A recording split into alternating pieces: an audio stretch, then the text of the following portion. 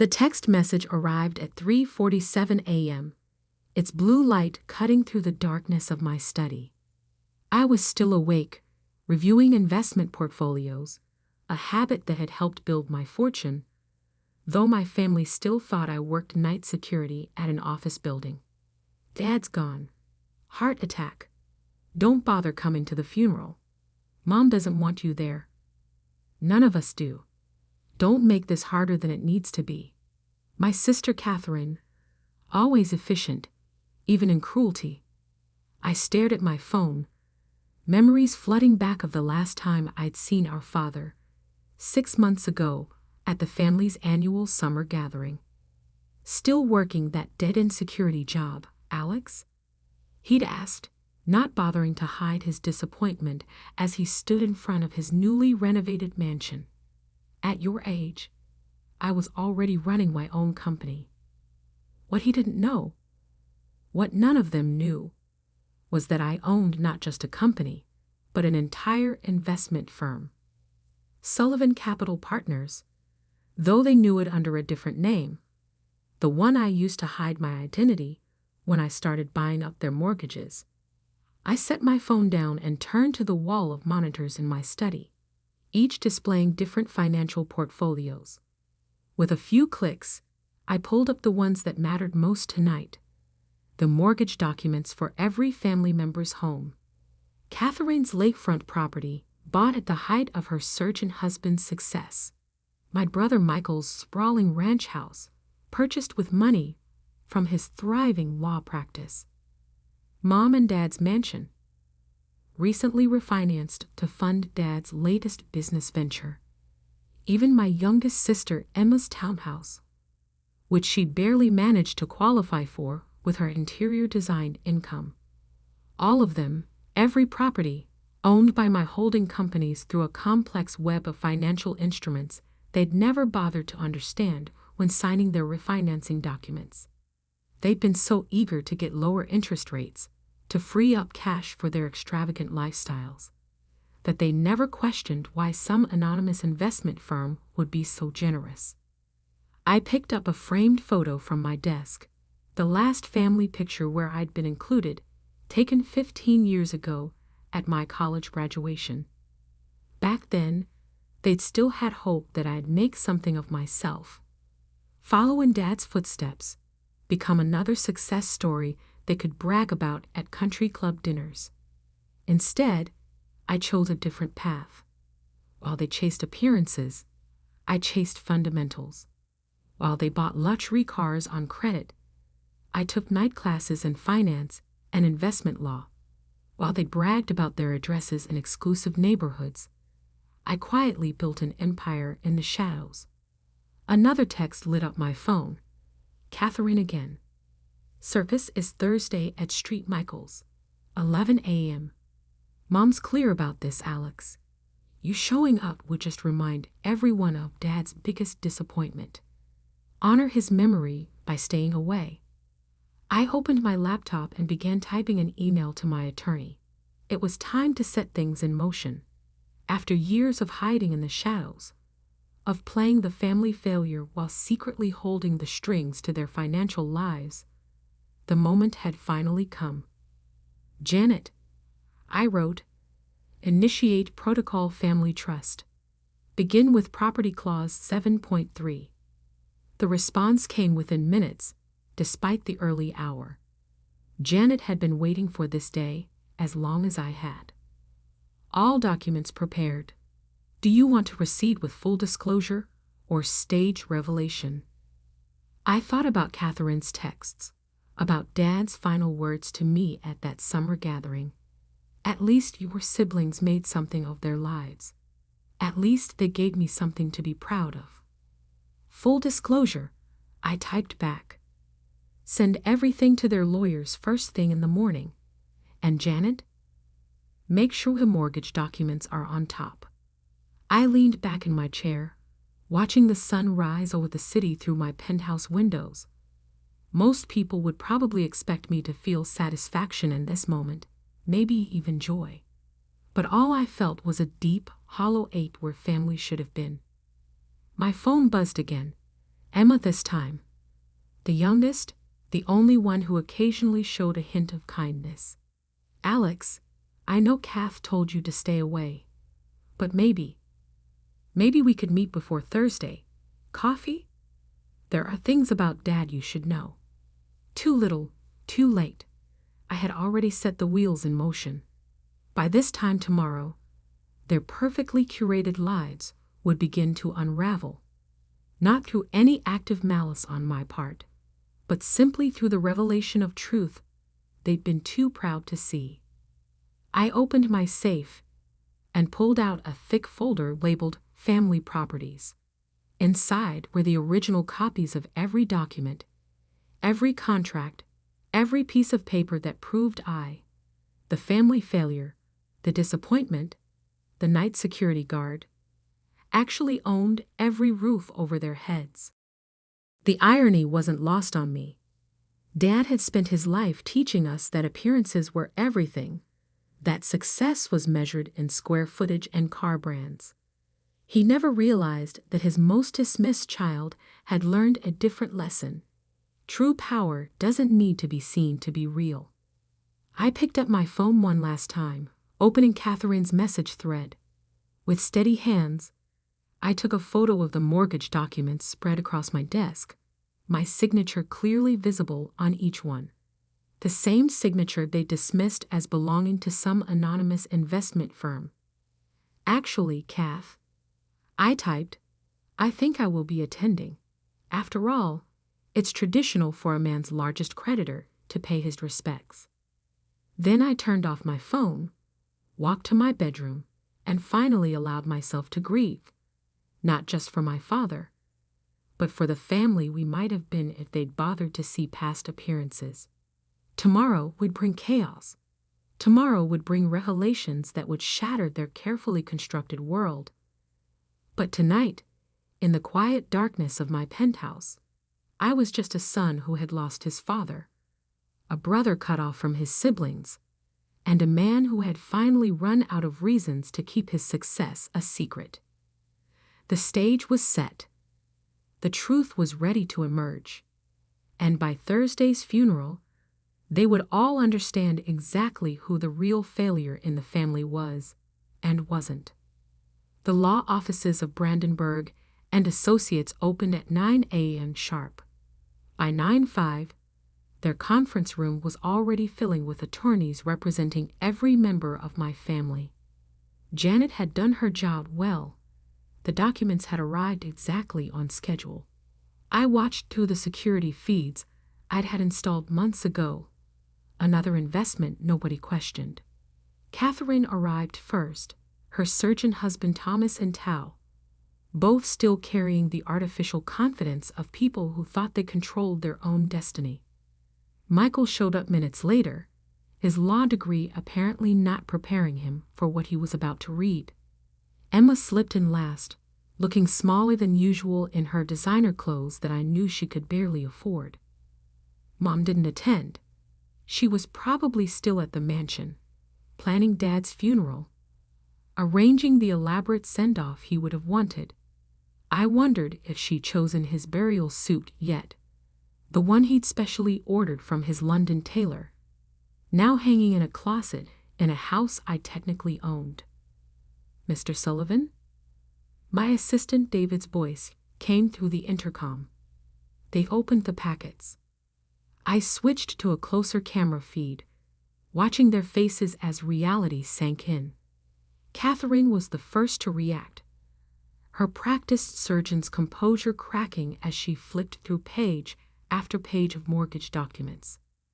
This has to be a mistake, she kept saying, her voice rising with each repetition. Check the signatures again. Michael, the lawyer, sat in stunned silence, probably recognizing the legal framework I'd constructed. He'd specialized in corporate law, but even he could appreciate the elegant complexity of what I'd built. Every transaction legitimate, every document ironclad, every signature willingly given, just not to the person they thought they were giving it to. Emma was crying quietly, clutching her phone. I knew she was trying to reach me, but my number was already disconnected. The new one would only be shared after everything was settled. My office phone buzzed again. "Sir," David said, "Catherine's husband is demanding to speak with the firm's principal. He's becoming aggressive." I smiled slightly. Thomas had always solved his problems by shouting at them. Put him through to Janet. A moment later, Thomas's voice filled my office, all bluster and threatened legal action. Janet handled him exactly as I'd trained her. "Dr. Harrison," she said calmly, "your property was legally acquired through standard market processes. The fact that you failed to verify the identity of your mortgage holder before signing the refinancing documents is, frankly, your own oversight. This is fraud," he bellowed. "Concealing ownership is perfectly legal when done through registered corporate entities." Janet cut in. "As your wife's brother, Mr. Michael Sullivan, can no doubt confirm. Now would you like to discuss payment arrangements for next month's mortgage, or shall we proceed with the default provisions?" The silence that followed was deafening. I switched camera feeds again, focusing on Michael. He had finally found his voice and was trying to explain to Catherine why they had no legal recourse. His face had taken on the gray pallor of someone watching their world collapse. My phone buzzed. Emma again, this time with a text. "Alex, please. We need to talk. I know we've been awful, but this will destroy Mom." Right after losing Dad, I almost replied. Emma had always been different from the others, less caught up in the family's obsession with status. But then I remembered last Christmas, when she joined the others in mocking my simple lifestyle and lack of ambition. She laughed along when Catherine suggested I serve drinks at her next dinner party, since I was used to circus work anyway.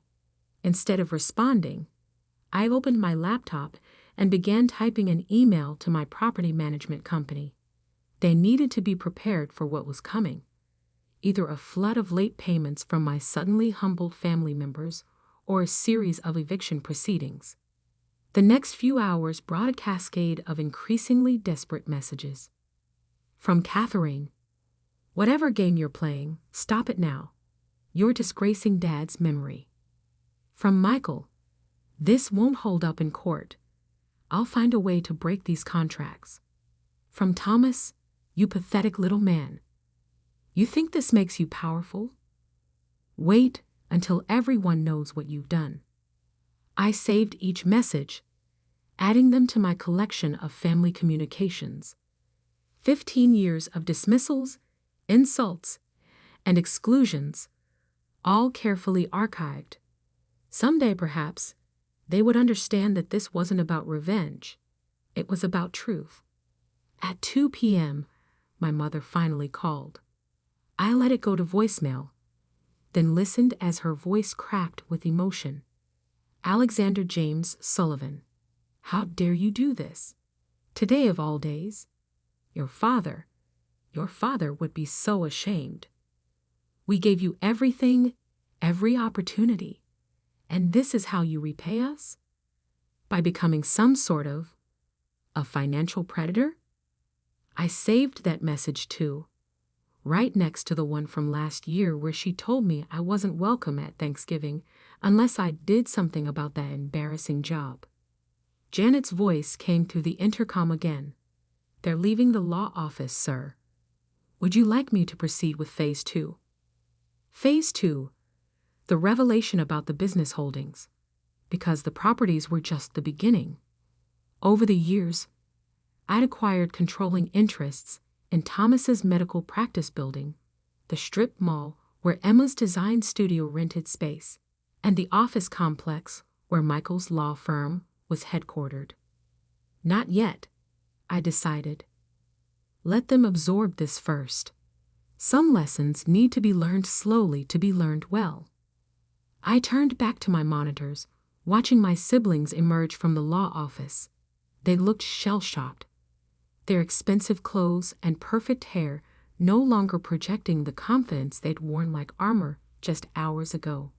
Catherine was already on her phone, probably calling her banker friends, looking for a way out.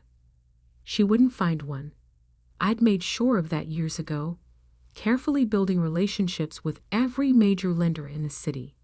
To them, I was Alexander Morgan, CEO of Morgan Investment Group. None of them knew Morgan Investment Group was just one arm of Sullivan Capital Partners. Michael walked to his car alone, his usual strutting walk replaced by something more hesitant. He'd finally met a legal problem he couldn't solve with charm and family connections. Emma stood on the sidewalk the longest, still clutching her phone, still hoping I'd respond. Of all of them, she was the only one I felt a twinge of regret about. But family loyalty, I'd learned, was an all-or-nothing proposition. I picked up my own phone, looking at the last photo I had of all of us together. Dad stood in the center, of course, his arm around Catherine, beaming with pride. Michael and Emma flanked them, all success and smiles. I was on the edge of the frame, slightly out of focus, already becoming the ghost they'd eventually pretend I was. Tomorrow was the funeral. Tomorrow, they would have to face not just the loss of their father, but the loss of their illusions. Tomorrow, they would learn that the brother they dismissed had become the foundation their lives were unknowingly built upon. And tomorrow, they would finally understand that success isn't measured in appearances, but in the quiet power of carefully laid plans. I closed the security feeds and turned to the window, watching the sun set over the city. In less than 24 hours, I would face my family again, not as the failure they thought I was, but as the power behind their thrones, the owner of their homes, the holder of their debts. But tonight, I had one more task to complete. I opened my desk drawer and pulled out a sealed envelope. Dad's last birthday card to me, returned unopened with "Address unknown," scrawled across it in Catherine's handwriting. "Don't worry, Dad," I whispered to the quiet room. "I'll take care of them, just not in the way you expected."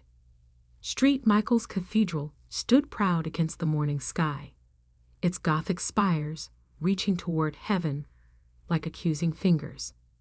I parked my car, not the modest sedan they were used to seeing, but the Bentley I usually reserved for business meetings, and straightened my bespoke suit. Time to stop playing the part of the family failure. The funeral was scheduled for 11 a.m. I arrived at 10:30, watching from my car as the family gathered on the cathedral steps. Mother, dressed in elegant black, accepting condolences with practiced grace. Catherine and Thomas, their usual confidence dimmed, but not extinguished. Michael, looking uncomfortable in a suit that suddenly seemed less expensive than usual. Emma, red-eyed and fidgeting with her phone, probably still hoping I'd respond to her messages. At 10:45, Janet arrived with a team of lawyers, each carrying briefcases filled with Phase 2 documents. They positioned themselves strategically around the cathedral, ready for what was coming. At 10:55, I stepped out of my car. The reaction was immediate. Catherine saw me first, her face going pale beneath her perfect makeup. She grabbed Thomas's arm, whispering urgently. Michael started forward, probably planning to physically stop me, but Janet's lawyers smoothly intercepted him. Emma just stood there, tears running down her face, ruining her mascara. Mother turned last, her practiced smile freezing in place. "You dare," she hissed as I approached. "You dare show up here after what you've done." I stopped at the foot of the cathedral steps, looking up at my family. "Hello, Mother, Catherine, Michael, Emma. I believe I have every right to be here. After all, I'm the one who paid for this funeral. What? Mother's voice cracked. I nodded to Janet, who opened her briefcase and began distributing documents. The funeral home, the cathedral rental, the reception venue, all paid for through one of my companies. Just like your homes, just like your offices, just like almost everything else in your lives for the past 5 years. Michael, ever the lawyer, snatched the papers from Janet's hand. This is impossible. These companies, Morgan Investment Group, Horizon Capital, Summit Partners, all subsidiaries of Sullivan Capital Partners. I finished for him. My company, the one I built while you were all too busy mocking my dead-end job to notice. Catherine found her voice, though it shook with rage. You manipulated us, spied on us, bought our debts like some kind of a vulture. No, I corrected her calmly. I offered fair market rates. Better than fair, actually. You all just didn't bother to read the fine print.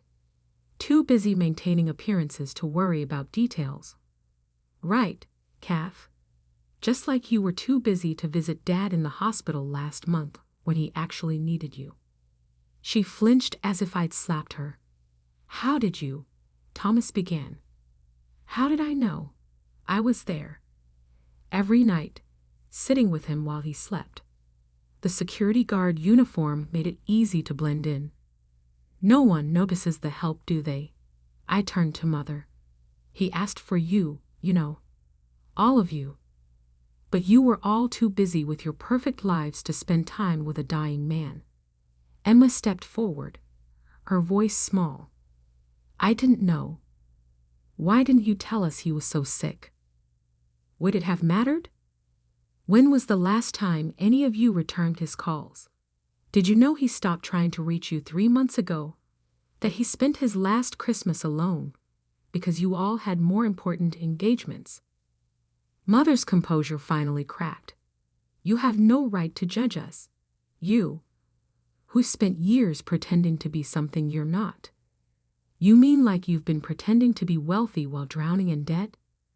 Like Michael's been pretending his law practice isn't failing? Like Catherine's been pretending her marriage isn't falling apart under the weight of all their lies about money? I climbed the steps slowly, each word measured. I pretended to be less than I am. You all pretended to be more. Which is worse.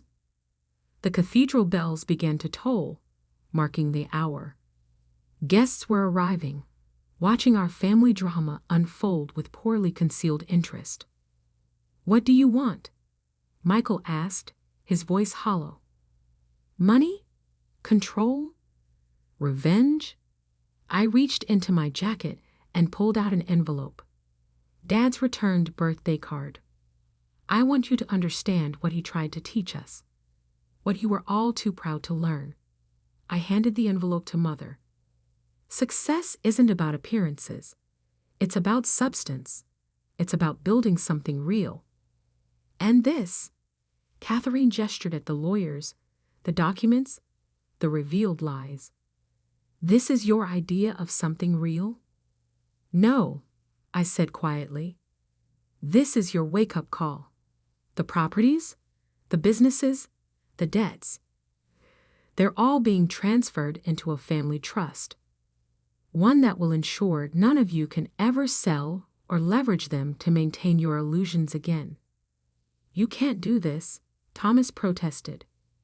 I already have. You'll all keep your homes, your offices, your lifestyles, but only if you earn them. Real jobs, real work, real value. I turned to enter the cathedral. Starting today, we all live in truth.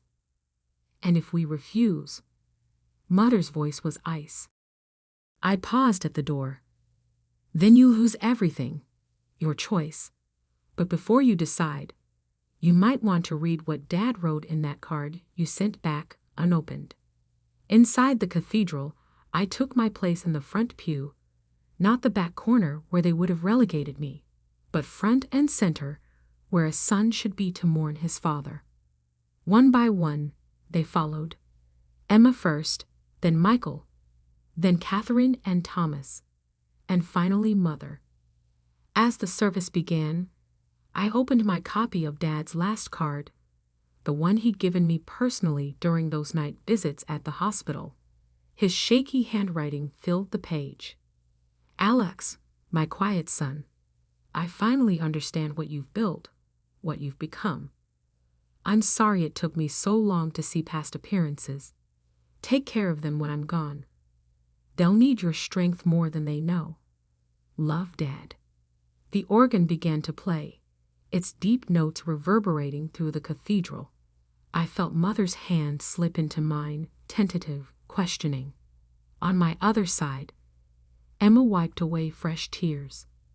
And there, in the house of God, surrounded by the trappings of the funeral I'd paid for, I realized that sometimes the greatest power isn't in destroying illusions, but in being strong enough to help rebuild what remains after they shatter. The lawyers quietly packed away their briefcases. The documents would wait. Today wasn't about properties or trusts or revelations. Today was about saying goodbye to a father who, in his final days, had finally seen the truth about his children, all of them. As the priest began to speak about legacy and love, I squeezed Mother's hand gently. She squeezed back, and in that simple gesture, I felt the first trembling possibility of a new kind of family. One built not on appearances or pride, but on the foundations I'd spent years quietly laying. Truth, substance, and the kind of success that doesn't need to be displayed to be real. After all, that's what Dad would have wanted.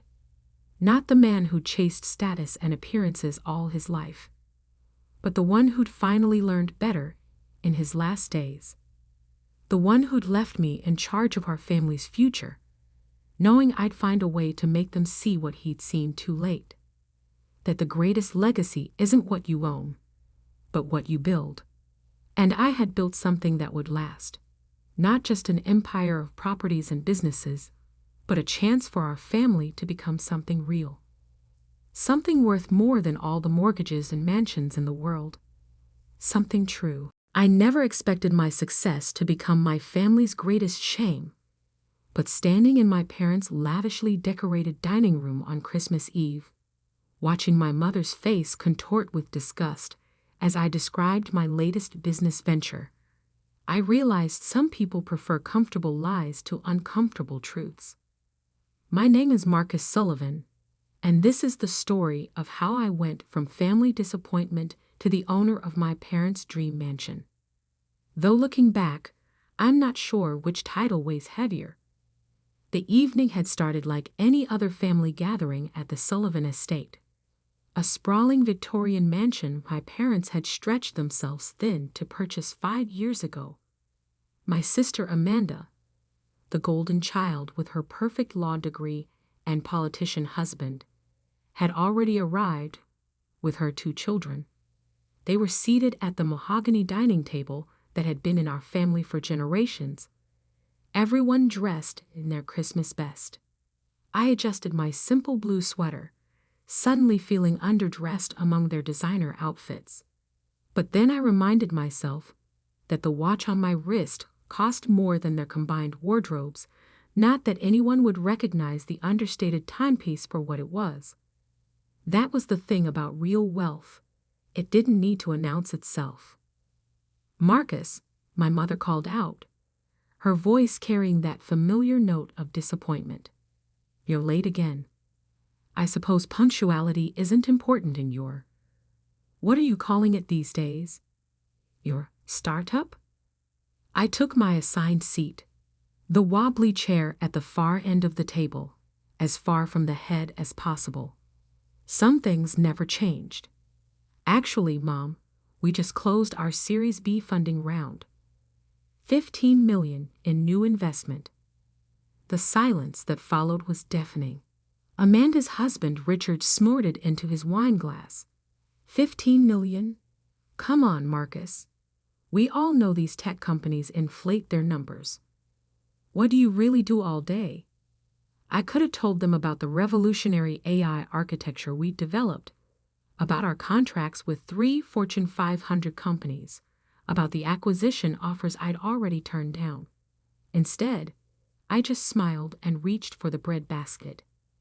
We solve problems, Richard. Big ones. Problems. My father finally spoke up from the head of the table, his voice carrying the weight of decades of disapproval.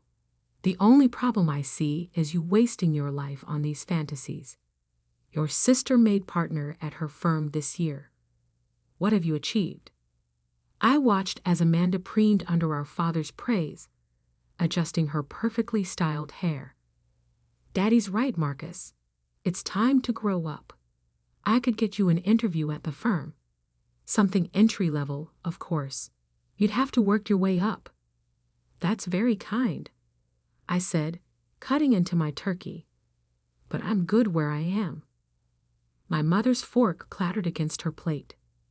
Good. Good? You live in that tiny apartment, drive that old car, and wear the same clothes year after year. How is that good?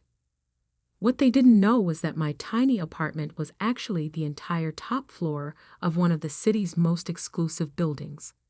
My old car was a deliberately understated luxury model with custom engineering. And my same clothes were handmade by artisans who didn't advertise their work with logos or labels. But before I could respond, Richard jumped in. I heard through some contacts that your company's burning through cash. No real revenue, just fancy presentations and big promises. Classic tech bubble stuff. I raised an eyebrow. Your contacts? I have friends in venture capital, he boasted, straightening his tie. They say your whole sector is about to crash. Smart money's getting out. I had to suppress a laugh. The smart money he was referring to was likely the Mills Brothers Fund, the same one that had practically begged to lead our latest funding round. I turned them down, preferring to work with investors who actually understood our technology. Richard, I said calmly, maybe your friends should do better due diligence. My mother slammed her hand on the table, making the crystal glasses jump. Stop it. Stop pretending to be successful. You're just a useless dreamer, living in a fantasy world, while your sister actually makes something of herself. Dad nodded along, his face stern. Your mother's right. This has gone on long enough. Either get a real job, or stop coming to these family events. We can't keep watching you throw your life away. I looked around the table, at my father's expensive watch, my mother's new jewelry, Amanda's designer dress. All the trappings of wealth they could barely afford, bought with credit and appearances to keep up with the neighbors.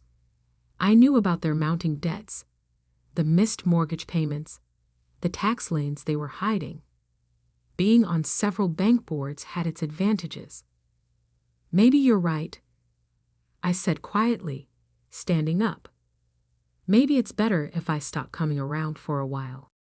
Finally, my mother sighed. He sees reason. I walked to the door, then paused. Oh, and Mom, Dad, you might want to check your mailbox more carefully. Those certified letters from the bank usually contain important information. Their faces paled slightly, but I was already walking out, closing the heavy front door behind me. As I got into my old car, I pulled out my phone and sent a quick text to my CIO. Start the process. Everything we discussed. They had no idea what was coming. But in 3 months, they'd learn exactly how useless their son really was. I pulled away from the mansion, watching it shrink in my rearview mirror. Soon, it would have a new owner. And the real estate agent's call would just be the beginning of their education about success, appearance, and the true meaning of value. Sometimes the best revenge isn't about destroying someone's world. Sometimes it's about letting them destroy it themselves, then buying the pieces at market value. The Christmas lights twinkled mockingly in the distance as I drove home to my tiny apartment, already anticipating the meeting with the bank's foreclosure department scheduled for the new year. After all, what's the point of being a useless dreamer if you can't make a few dreams come true? And this one was just getting started. January arrived with a flurry of certified letters to the Sullivan Mansion. Each one bore the same message. The grace period was over. My father had leveraged everything to maintain their lifestyle. The house, their retirement accounts, even Amanda's trust fund. Now it was all coming due. I watched from my office on the 47th floor as my plan unfolded. The view of the city stretched out before me, snow falling softly on the streets below. My assistant, Sarah, entered with a stack of reports. "The bank board approved your proposal unanimously," she said, placing them on my desk. "They were quite impressed by your strategy for handling distressed luxury properties." I nodded, scanning the documents. "And the other matter? Your sister's law firm just lost their biggest client. Apparently, someone convinced their entire tech division to switch legal representation." Sarah's lips twitched slightly. "Their partner track might be experiencing some delays." I leaned back in my chair, thinking about Amanda's smug face at Christmas dinner. She'd been so certain of her superiority, never suspecting that her precious law firm depended heavily on clients who respected my opinion. My phone buzzed. A text from Richard. "Need to talk. Urgent. Financial matter." I ignored it, just as I'd ignored the last dozen messages from various family members. Instead, I pulled up the real estate listings on my laptop. The Sullivan Mansion, once the crown jewel of Oakwood Heights, was now featured prominently in the distressed properties section. 3 weeks after Christmas, my mother tried a different approach. I found her waiting in my company's lobby, dressed in her finest outfit, pretending she just happened to be in the area. "Marcus," she said, trying to hide her shock at the sleek, modern office space. "Why haven't you returned our calls? We're family." I gestured for her to follow me to my private conference room, glass-walled, overlooking the city center. Her eyes widened at the view, at the obvious signs of success she'd refused to see before. "Family," I repeated, letting the word hang in the air. "Is that what we were at Christmas?" She had the grace to look slightly ashamed. "We were harsh, but we worry about you. And now," she twisted her hands together, designer bracelet catching the light. "Now we need your help. The bank, they're being unreasonable. Your father's business has hit a rough patch. That's all. If you can just loan us." "How much?" I interrupted. $2 million, she said quickly. "Just until things turn around. With your startup doing so well." I pulled up some documents on the conference room's display. "You mean the startup that was burning through cash? The one that made me a useless dreamer?" I scrolled through page after page of financial statements. "The one that just acquired your husband's largest competitor for $300 million. Mom's face went pale as she read the headlines, the acquisition announcements, the glowing profiles of our technology in major business publications. But Richard said—" "Richard?" I said calmly. "Gets his information from golf buddies and cocktail parties. I get mine from boardrooms and bank vaults. Speaking of which," I pulled up another document. "Did you know he's been lying about his own firm's finances? That bonus he's been bragging about. It bounced. Twice." She sank into one of the leather chairs, her carefully constructed world crumbling. "Marcus, please. We're about to lose everything." "No, Mom. You're about to learn the difference between appearing successful and being successful. I stood up, straightening my custom-made jacket. The bank's foreclosure proceedings will continue. I suggest you start looking for a new place to live. We'll be homeless, she cried. Oh, I doubt that. Amanda's condo has a spare room, doesn't it? Though you might find it a bit cramped. I smiled, remembering all her comments about my tiny apartment. Now, if you'll excuse me, I have a meeting with some venture capitalists. Real ones, not Richard's golf buddies. After she left, I called my real estate agent. How's the Sullivan property looking? Bank's putting it out for auction next month. Given the market conditions and the property's issues, it should go for well below market value. Perfect. Have everything ready. And make sure the purchase is made through one of our subsidiary holding companies. I don't want my name appearing until exactly the right moment. February brought record snowfall and a cascade of financial disasters for my family. Dad's business contracts dried up as word spread about his financial troubles. Amanda's partner track derailed as her firm struggled with departing clients. Richard's golf club quietly revoked his membership over unpaid dues. I watched it all from a distance, receiving regular updates, but never responding to their increasingly desperate messages. Each one reminded me of different Christmas dinners, different insults, different moments of dismissal and derision. The foreclosure notice appeared in the local paper on a Tuesday. By Wednesday, my mother had called 17 times. On Thursday, my father swallowed his pride and came to my office.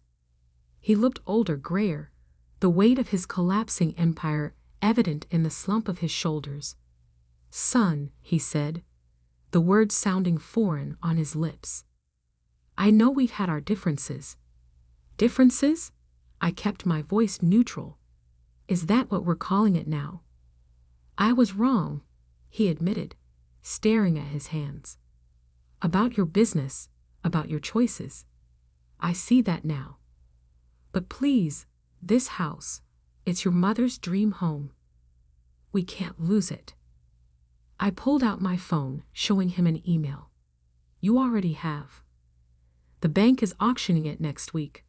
Unless you can come up with $2 million by Monday, it's over. $2 million, he whispered.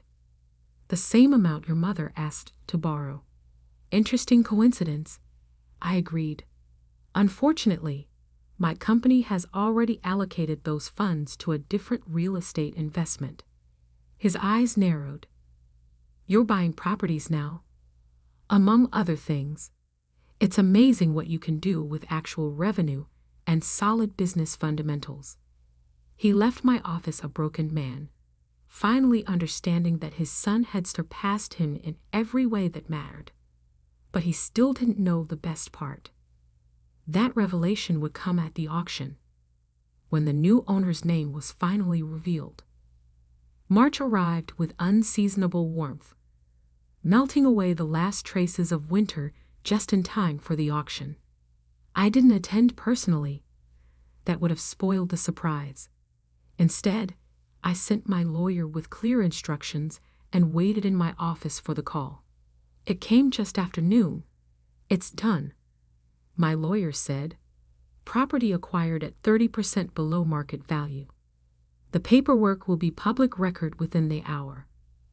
I smiled, imagining the scene that would unfold when my family's realtor saw the name on the deed. Sometimes the best revenge isn't just about winning. It's about teaching a lesson that can never be forgotten. And this lesson was about to hit home in the most literal way possible. The meeting was scheduled for 3 p.m. at Maxwell and Associates Real Estate. My family had no choice but to attend. The bank required all parties to be present for the final property transfer. I arrived early, parking my old car where I could watch them arrive. Amanda came first, her designer clothes now looking slightly worn, her perfect hair showing traces of gray she couldn't afford to cover anymore. Richard skulked in behind her, his former swagger replaced by a nervous twitch.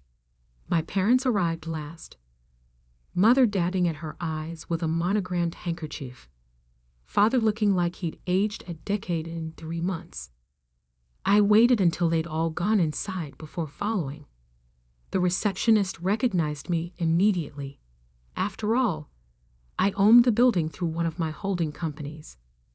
"They're in the main conference room, Mr. Sullivan," she said quietly. "Everything's prepared exactly as you requested." Jessica Maxwell, the real estate agent, was already midway through her presentation when I slipped into the back of the room. None of my family members turned around.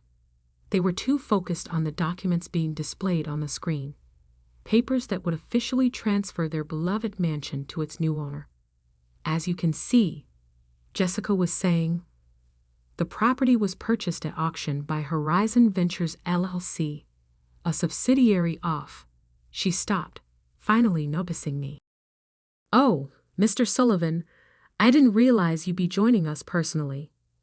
4 heads whipped around, faces showing various stages of shock and confusion. "Marcus," my mother whispered, "what are you doing here?" I walked to the front of the room, each step measured and deliberate. "Please continue, Jessica. You are about to explain who purchased the property." She nodded, clicking to the next slide. As I was saying, the property was purchased by Horizon Ventures LLC, a subsidiary of Summit Innovation Group, whose CEO and majority shareholder is— She paused, letting the moment build— Marcus Sullivan. The silence that followed was absolute. I could almost hear the pieces clicking into place in their minds. Richard found his voice first. You bought the mansion?"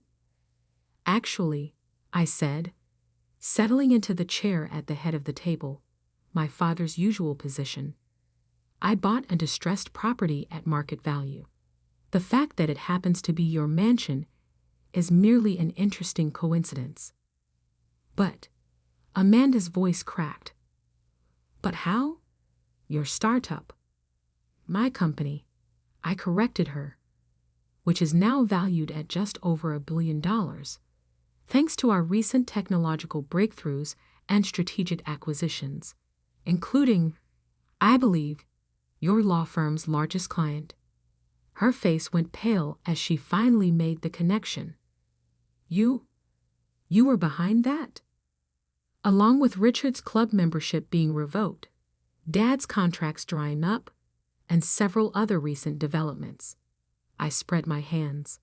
Amazing how many doors open when you actually build something of value instead of just pretending to be valuable.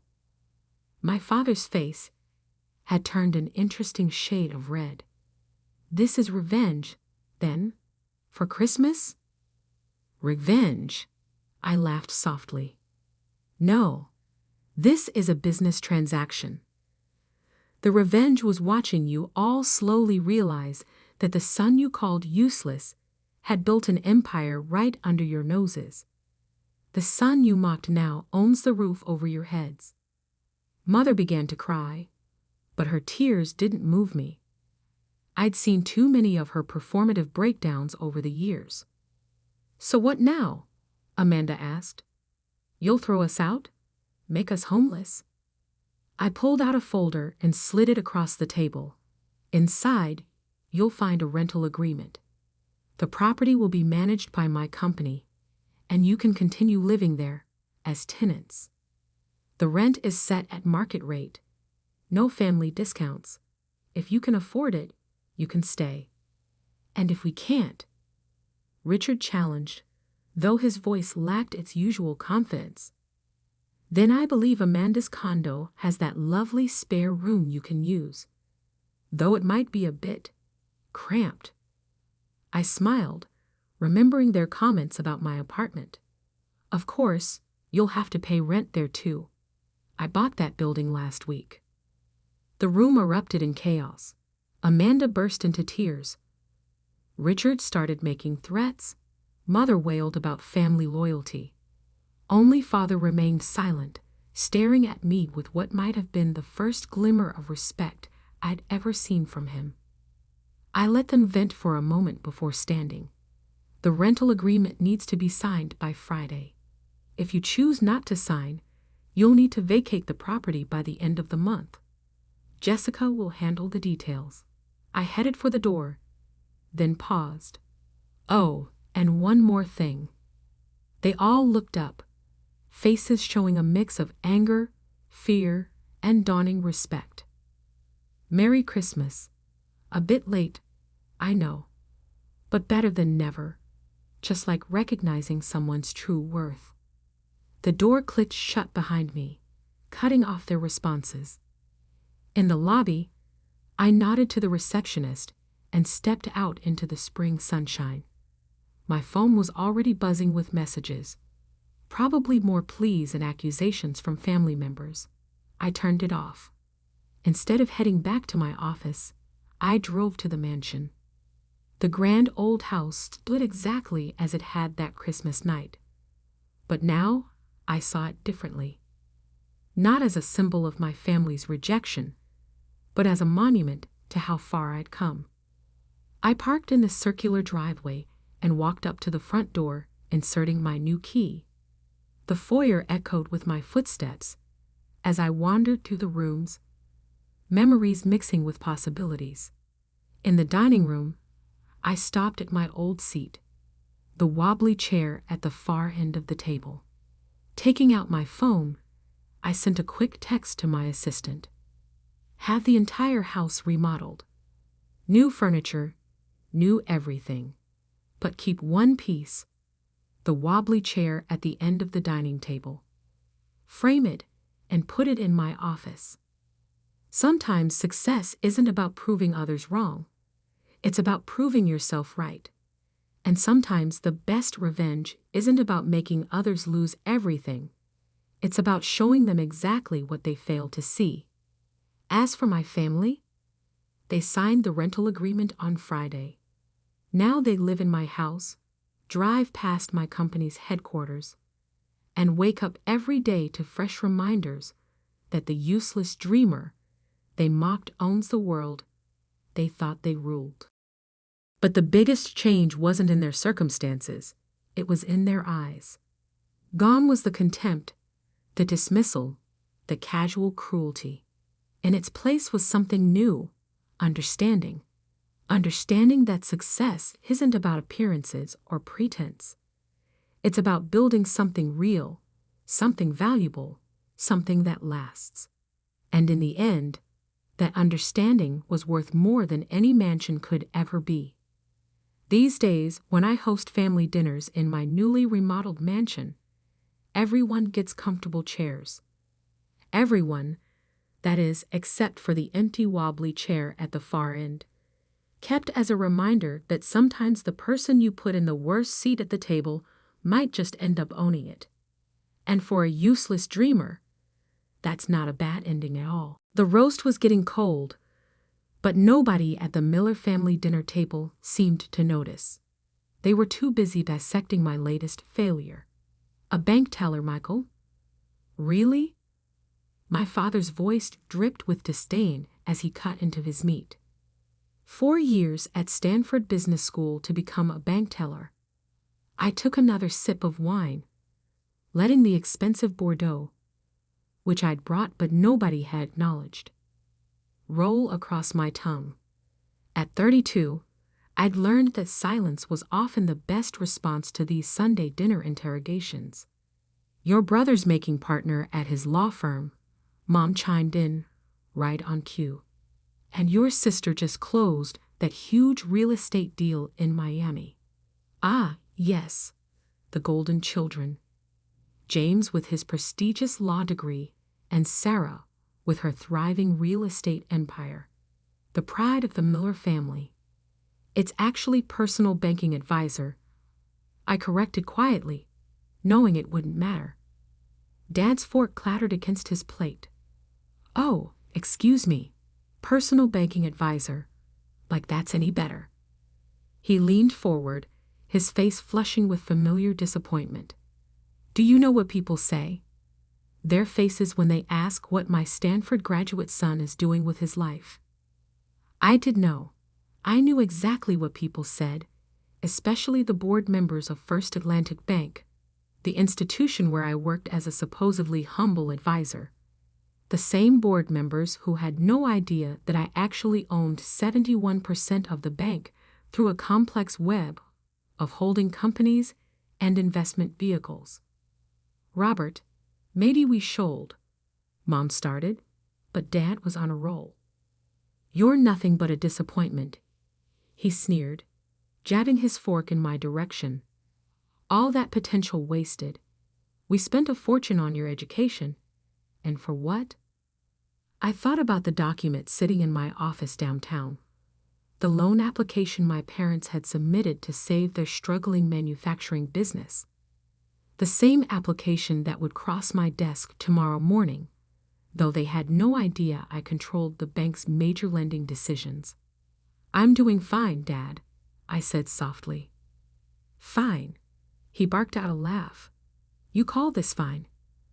Living in that tiny apartment, driving that 10-year-old car, working as a glorified clerk. The tiny apartment was actually a penthouse I owned through a shell corporation. The old car was deliberately chosen to maintain my cover. But they didn't need to know that. Not yet. At least James and Sarah had ambition, Mom added, shaking her head. They wanted to make something of themselves. I smiled, remembering the meeting I'd had last week with the partners of Wilson and Gray, the law firm where James was supposedly about to make partner. I'd acquired the firm 6 months ago, another quiet addition to my growing financial empire. The partners had been quite clear that my brother was actually nowhere near partnership track. You know what your problem is? Dad continued, warming to his favorite subject, my failures. You never think big picture. Never take risks. Always playing it safe with your little banking job. If he only knew, the little banking job was just the tip of the iceberg. Over the past decade, I'd built a financial services empire worth billions, all while maintaining the facade of a modest banking career.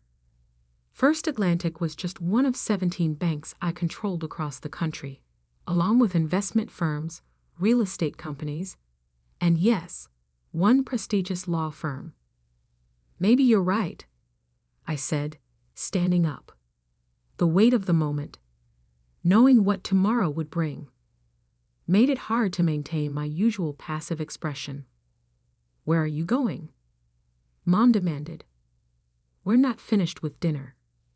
I think we are. I picked up my coat. Thanks for the lovely evening. Running away again, Dad scoffed. Just like always. You're nothing but a disappointment. Yes, I heard you the first dozen times. I paused at the door, looking back at my family. You might want to keep your phone handy tomorrow. I hear banks can be pretty strict about loan applications these days. The confusion on their faces almost made me smile. Almost. Later that night, in my real office, the one that occupied the top floor of a downtown high-rise, I reviewed their loan application one final time. The business was in worse shape than they'd admitted. Without this loan, the company my father had spent 30 years building would collapse within months. My phone buzzed. James calling, right on schedule. Little brother, he started, his voice artificially cheerful. You left to dinner rather abruptly. Did I miss another recitation of your great legal victories? I asked mildly, signing off on a different acquisition. This one worth $300 million. Don't be like that. Dad's just concerned about you. We all are. Living so? Modestly. I thought about the document I'd received that morning, showing that James had been quietly borrowing money from the firm to cover his gambling debts. The the same firm I now owned. Your concern is touching, I replied. How's the partnership coming along? A pause. It's progressing. These things take time. Indeed they do. I smiled at the irony.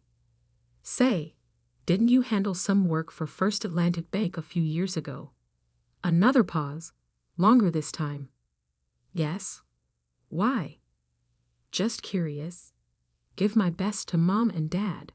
Tomorrow should be interesting. I hung up before he could respond, turning back to the loan application. With a single signature, I could save or destroy my family's legacy. The question was, after years of their constant criticism and dismissal, did I want to? The sun was setting over the city skyline as I made my decision. Tomorrow would change everything, for better or worse. The carefully constructed facade I'd maintained for a decade would finally crack. I picked up my phone and sent a text to Janet, my real executive assistant. Execute Protocol Omega. It's time. Her response was immediate. All set for tomorrow, sir. The documents are prepared. I walked to the window, watching the city lights blink to life one by one. In 12 hours, my family would learn the truth about their disappointment of a son. The bank teller who secretly controlled their financial fate. The irony would be spectacular. Monday morning dawned bright and clear. I arrived at First Atlantic's headquarters early, watching from my private elevator as employees filed into the building. None of them knew that the quiet personal banking advisor on the third floor was actually their boss. At precisely 9:00 a.m., Janet activated Protocol Omega. Every major executive at First Atlantic received an email announcing an emergency board meeting. Simultaneously, my family's loan application was escalated to priority status. My phone buzzed. Dad calling. Right on schedule. Michael? The bank just called about our loan application. They want us to come in immediately. I could hear the tension in his voice. The manufacturing company was his life's work, and its survival hinged on this loan. Really? I kept my voice neutral. That seems unusually fast. They said something about special instructions from the owner. Do you know anything about this? I'm just a bank teller, remember? I couldn't resist the small dig, but I'll see you when you get here. An hour later, I watched through my office's one-way glass as my parents were escorted into the building. They looked smaller somehow, more vulnerable than during last night's dinner. Mom was clutching her handbag like a shield. Dad's shoulders, usually squared with confidence, were tight with anxiety. They're here, Janet announced through the intercom, along with Mr. James Miller and Miss Sarah Miller. Ah, they'd called in the successful siblings for support. Perfect. Have them wait in the main conference room, I instructed. Make sure the board members are there first. I gave them 20 minutes to stew. Through the security feeds, I watched my family interact with First Atlantic's top executives. Dad was trying to maintain his usual authoritative demeanor, but I could see the nervous tapping of his fingers. James was attempting to network, unaware that every person in that room now reported to his disappointment of a brother. At 10:30 sharp, I pressed the button that would begin the revelation. The conference room's massive screens lit up with the bank's ownership structure, a complex web of holding companies and investment vehicles that all led back to one name, Michael Miller. The door opened, and I walked in wearing a Tom Ford suit that cost more than Dad's car. The board members immediately stood, a chorus of "Good morning, Mr. Miller," filling the room. The look on my family's faces was priceless. "Hello, Dad," I said quietly. "Sleep well after dinner last night." He opened his mouth, closed it, then opened it again. No words came out. Michael? Mom's voice was barely a whisper. What? What is this? This, I gestured around the magnificent conference room, is my bank. One of 17, actually, but who's counting? James had gone pale, likely remembering all the legal work he'd done for First Atlantic. Work that had crossed my desk without him knowing. That's impossible. Sarah finally found her voice. You're a bank teller. Personal banking advisor, I corrected with a smile. It's a useful cover when you want to build something without family interference. I sat at the head of the table, enjoying the stunned silence. Now, about that loan application. Dad's face was flushing, but whether with anger or embarrassment, I couldn't tell. All this time. Yes, all this time. While you were calling me a disappointment, mocking my little banking job, comparing me to my more successful siblings, I let the words hang in the air. I was building an empire. I nodded to Janet, who distributed folders to everyone present. Inside, you'll find some interesting documents. The true state of Wilson and Gray Law Firm, which I acquired 6 months ago. I looked at James, who had gone even paler, including certain financial irregularities that the partners were kind enough to bring to my attention. James slumped in his chair. Mom gasped. You'll also find details about the recent collapse of the Miami real estate deal that Sarah's been bragging about. I turned to my sister, the one that fell through because the financing was suddenly withdrawn by my bank. Sarah's perfectly manicured hands trembled as she opened the folder. And finally, I focused on my parents, a complete analysis of your manufacturing company. The missed payments, the hidden debts, the deferred maintenance. Everything you conveniently left off the loan application. We can explain, Dad started, but I held up a hand. No need. I've had my people analyzing the business for months. We know exactly what's wrong and what it would take to fix it. The silence in the room was deafening. Board members tried to look anywhere but at my family's humiliation. Why? Mom's question was soft but clear. Why hide all this from us? I leaned forward, choosing my words carefully. Do you remember when I first started at Stanford? When I tried to tell you about my ideas for algorithmic trading and digital banking? Dad shifted uncomfortably. He remembered. You said I was dreaming too big, that I needed to be practical, follow the traditional path. Like James and Sarah. I smiled without humor. So I decided to build something on my own. No family connections, no expectations, no constant comparisons. Just pure merit. And the bank teller job, Sarah asked, gave me insights you can't get from the top floor. Every major executive in my company starts at entry level, though they don't know I'm the one requiring it.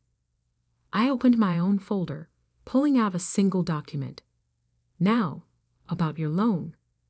Dad straightened, his business instincts taking over. Given our relationship, I assume. That's not how I run my banks. I cut him off. Every loan application is evaluated on its merits. I slid the document across the table. Your company needs more than just a $2 million loan. It needs complete restructuring. They stared at the document. A comprehensive rescue plan that would save the business but require them to give up significant control. The choice is yours, I continued. Accept the plan, save the company, but work under my bank's oversight, or decline and try your luck elsewhere. Though I should mention we've acquired most of your other lending options over the past year.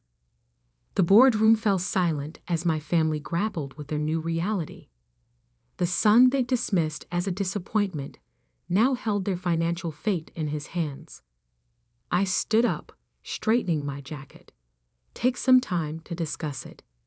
Janet will show you to a private room. Oh, and Dad? He looked up, still shell-shocked. About that Stanford education you paid for? Consider this its return on investment. The next few weeks were a study in shifting power dynamics. My family's carefully constructed hierarchy, with me at the bottom, had been shattered, replaced by something none of us quite knew how to navigate. Dad accepted the restructuring plan, of course. He didn't have a choice, not if he wanted to save his company. But watching him sign the papers, his hand trembling slightly, I felt no triumph, just a strange emptiness where satisfaction should have been. You could have told us, he said quietly after the signatures were done. All these years, would it have made a difference? I asked. Or would you have just found new ways to be disappointed? He had no answer for that. The changes came swiftly after that. My team of financial experts descended on Dad's company, implementing the restructuring plan with surgical precision. Every inefficiency was identified, every wasteful process eliminated. It was painful to watch him struggle with losing control, but necessary for the company's survival. James was the first to try damage control. He showed up at my real office, not the modest third-floor workspace I'd used as cover, a week after the revelation. Look, about all those things I said, he started, fidgeting with his Italian silk tie. About my wasted potential, my lack of ambition, my embarrassing career choices. I kept my voice neutral as I signed off on a billion-dollar acquisition. I was wrong, obviously. He'd attempted a smile that didn't reach his eyes. Who would have thought my little brother would end up owning my law firm? Speaking of which, I pulled out a file. Let's discuss your gambling debts. He paled. Michael, I can explain. No need. The firm's forensic accountants have explained everything quite thoroughly. $300,000 borrowed from client accounts. That's a serious ethical violation, James. Please, he whispered. You can't report this. My career would be over. I finished. You'd be disbarred. Probably face criminal charges. I let in sweat for a moment before continuing. Fortunately, the money has been repaid, anonymously, and the accounts reconciled. The partners have agreed to keep this quiet, provided you accept a transfer to our Singapore office. Singapore, he stammered. Fresh start. Away from the casinos. Take it or take your chances with the ethics board. He took it, of course. Sometimes help comes in the form of forced choices. Sarah was next, arriving in a storm of designer perfume and wounded pride. You deliberately sabotaged my deal, she accused, pacing my office. No, I protected my bank from a high-risk investment. I corrected. The Miami market is overvalued, and your numbers didn't add up. Any competent banker would have made the same decision. But I'm your sister. Exactly why I had to be extra careful about any appearance of favoritism. I met her gaze steadily. You want to be taken seriously in real estate. Build something real, not just a house of cards propped up by family connections. She left angry, but returned a week later with a solid proposal for a mixed-use development. I had my team review it thoroughly. No special treatment, and when it proved viable, approved the funding. Sometimes tough love is the best investment. Mom was the hardest to deal with. She showed up at my penthouse one evening, taking in the spectacular view with tears in her eyes. All those times I worried about you, she said softly. Wondering if you'd ever make something of yourself, if you'd ever live up to your potential. And all along, I was exceeding it, I replied, just not in the way you expected. Why the deception? Why let us think you were struggling? I poured us both a glass of wine, the same Bordeaux they'd ignored at that last family dinner. Remember when I was 10 and I won the state math championship? She nodded. Instead of celebrating, you and Dad immediately started talking about which competitions I should enter next, which achievements would look best for college applications. Every success just created pressure for the next one. We wanted you to excel, she protested. No, you wanted me to excel your way, on your terms, following your path. I sipped my wine. So I chose to build something away from all that pressure, something that would succeed or fail based solely on its own merits. And now that we know, now we learn to be a family without the constant measuring and comparing, without the need to prove anything. The changes in our family dynamics came slowly but steadily. Dad's company, under professional management, began to thrive. He gradually learned to be proud of its success without needing to control every decision. James found unexpected fulfillment in Singapore, away from his old enablers and the pressure of living up to his own hype. He even met someone, a corporate lawyer who helped him face his gambling addiction. Sarah's development project succeeded on its own merits, teaching her the satisfaction of earning success rather than manipulating connections. She started mentoring young women in real estate, sharing lessons learned the hard way. Mom struggled the longest with our new reality, but eventually found her way to a different kind of maternal pride, one based on acceptance rather than expectations. As for me, I stepped out of the shadows, taking a more public role in my companies. The story of the secret banking empire made headlines for a while, but the media eventually moved on to newer sensations. 6 months after that fateful loan meeting, we had another Sunday dinner. Not at my parents' house this time, but at my penthouse. The conversation was different.